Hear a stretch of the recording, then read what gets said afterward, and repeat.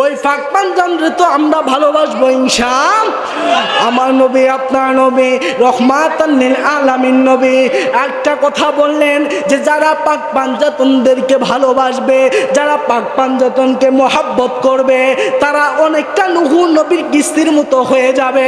নূহ নবীর জামানায় যখন বড় একটা তুফান এসেছে বা প্লাবন এসেছে, তখন সবাই একটা কিস্তি অর্থাৎ নৌকার মধ্যে উঠেছে।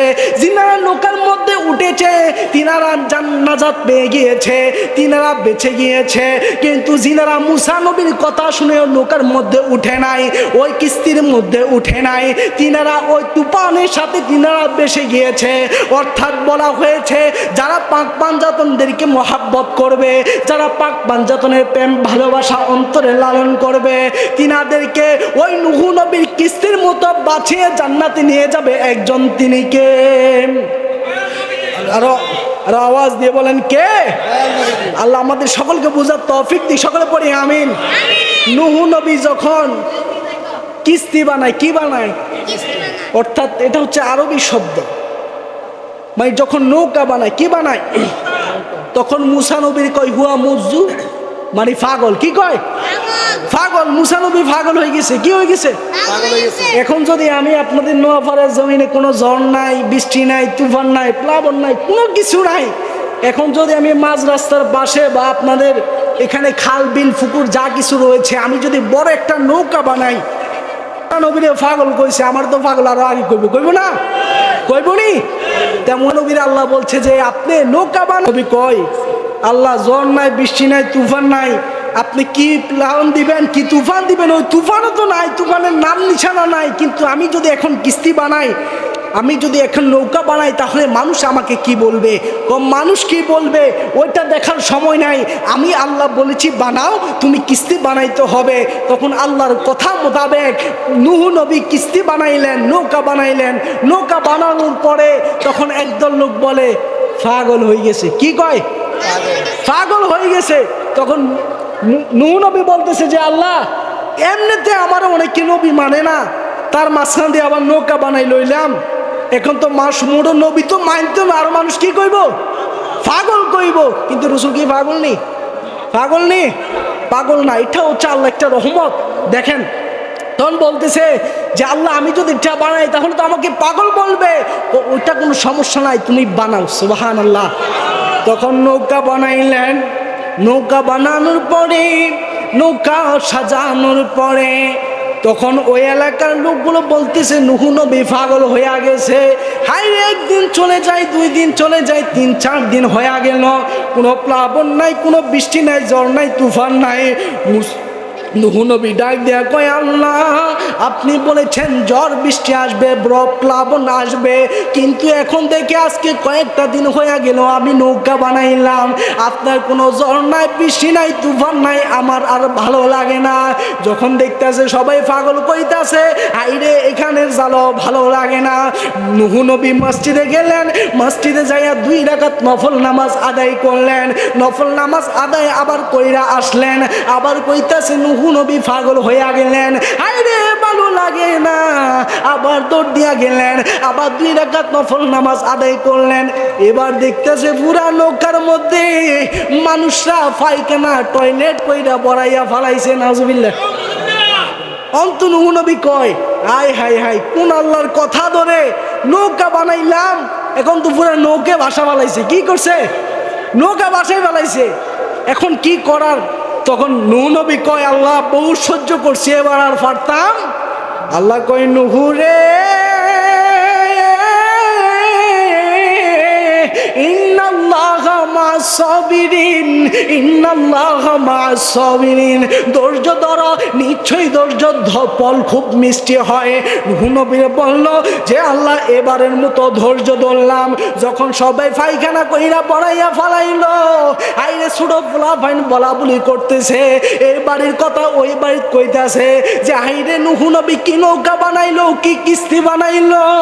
এলাকার মানুষ পায়খানা কইরা পুরা নৌকা বাসাইয়া ফালাইছে। এলাকার মানুষ টয়লেট করে পুরা নৌকাটারে নষ্ট কইরা ফেলাইছে। এখন ওই ছেলের দাদি শুনা কইতাছে, আইরে সবাই যেখানে টয়লেট করে, সবাই যেখানে পায়খানা করে, আমারও সেইখানে পায়খানা করতে মনে চায়, কিন্তু আমার চোখ নাই। নাউজুবিল্লাহ। ওই মহিলা চোখে দেখে না, তারপরও আমার পায়খানা করতে মনে চাই। দেখবেন আমাদের সমাজে কিছু মহিলা আছে, দেখবেন যেই খবর সাংবাদিক এত তাড়াতাড়ি ছড়াইতে পারে না, ওই কথা মহিলারা সাংবাদিক থেকে আর তাড়াতাড়ি ছড়া আছে না। মহিলা করে কইলে ওই তো আমরা পুরুষরাও আছি, আসেনি আসেনি আছি। ওই মহিলা একটু আর কি অন্য টাইপের, বুঝেন না, অন্য টাইপের। সবাই পায়খানা করছে, আমারও পায়খানা করতে মনে চাই, কিন্তু নাতিরে আমার তো চোখের ভালো নাই, আমি তো চোখে দেখি না, আমি কিভাবে পায়খানা করব, কিভাবে টয়লেট করব। যেই মাত্র এই কথা বললেন, ওই নাতিগুলা কয়, আইরে দাদি বুড়া হইয়া গেছে, কখন জানি মারা যায়, যদি শেষ আবদার না রাখতে পারে এটা কেমন দেখা যায়। তখন দাদিরে কইছে, দাদি চোখে দেখেন নাই, কোনো সমস্যা নাই, আপনাকে আমরা হাতে ধরে নিয়ে যাব, আপনি আমাদের সাথে আসেন। সুবহানাল্লাহ। দাদিরে দইরা নূহ নবীর কিস্তির মাঝখানে গেলেন, হাইরে ফুরাটা বড়াইয়া ফালাইছেন, যেখান দিয়ে একটু খালি আছে, যেখান দিয়ে একটু বসার স্থান আছে, ওইখানে দাদিরে আইনা বসাইলেন। দাদিরে আইনা বসানোর উপরে দাদির কই, দাদি আমরা দুনো ভাই চোখ ফিরাইছি ওই দিকে, আপনার তো চোখ নাই, আপনি চোখে দেখবেন না, অর্থাৎ আমরা চোখ ফিরাইছি, আপনি কাম সারান। সুবহানাল্লাহ কইতেন না। প্রেমের খেলা কিভাবে খেলে, আপনি আমরা চোখ ফিরাইছি, আপনি এখান দিয়ে কাম সারান, আমরা চোখ ফিরাইছি, আপনি কাম সারান। যখন এই কথা বলছে, ওই মহিলা একটু জাউরা টাইপের, কি টাইপের, ওই মহিলা যখন কইছে নাতিরা চোখ ফিরাইছি, ওই মহিলারা কি করলো, মহিলা কইল, নাতি আমি চোখে দেখি নাই, ঠিক জায়গায় বসাই শুনি। দাদি ঠিক জায়গায় বসাইছি, আপনি করতে পারেন। ওই মহিলা পায়খানা করতে যাইয়া চোখে দেখে না, ঠাস কইরা ওই নৌকার মধ্যে পায়খানার মধ্যে ফইরা গেছে। সুবহানাল্লাহ কইতেন না। ওই মহিলা পায়খানার মধ্যে পইরা গেছে। দুই ভাই ডাক দিয়া কয়, হাইরে ভাই কিসের আওয়াজ শোনা যায়? আওয়াজ যদিও শোনা যায়, পিছনের দিকে তাকানো যাবে না কেন, দাদি আছে, পিছনের দিকে তাকানো যাবে না। না কি জানি ফইরা গেছে নাকি দাদি ফইরা গেছে, একটু তাকানো দরকার।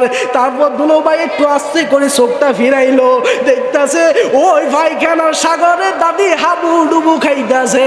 আইরে হাবুডুবু খাওয়ানোর পরে যখন দাদি উঠলো, আইরে আর 80 বছরের বুড়ি নয়, 18 বছরের যুবতীতে পরিণত হয়ে গেল। সুবহানাল্লাহ। খেলাকার ও তোমার খেলা বড়ই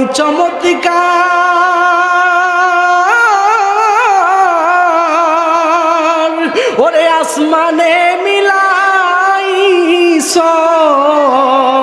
সাদ সুরুজের বাজারে রে, প্রেমের খেলা খেলছ দয়াল রে, দয়াল খেলা বড়ই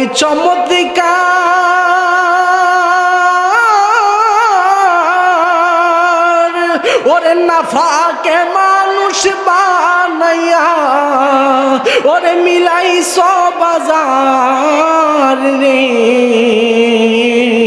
রঙের খেলা খেলছ দয়াল রে। ও তুমি কাউকে রাখো 10 তালাতে, কারো থাকার জায়গা নাই, কাউকে রাখো আরে 22 তলাতে, কোনো চিন্তা নাই। ও তুমি কাউকে রাখো 10 তালাতে, ওরে একটা সন্তান নাই। আবার কাউকে রাখো 22 তলাতে, কোনো চিন্তা নাই।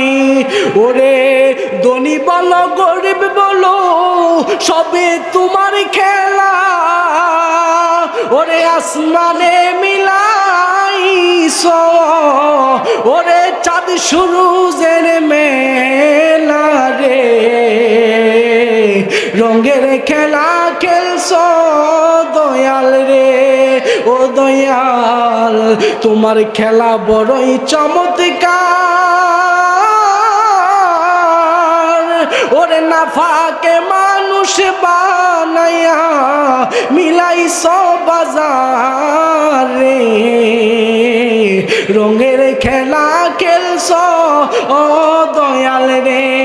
ও তুমি কাউকে দিলা কোটি টাকা, ওরে একটা সন্তান নাই। কাউকে দিলা 10টি সন্তান, থাকার জায়গা নাই।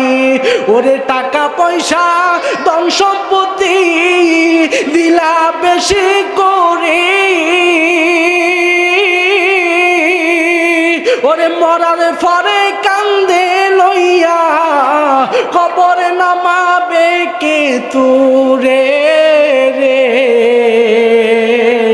ওরে রঙের খেলা খেলছ দয়াল রে, ও দয়াল খেলা বড়ই চমৎকার।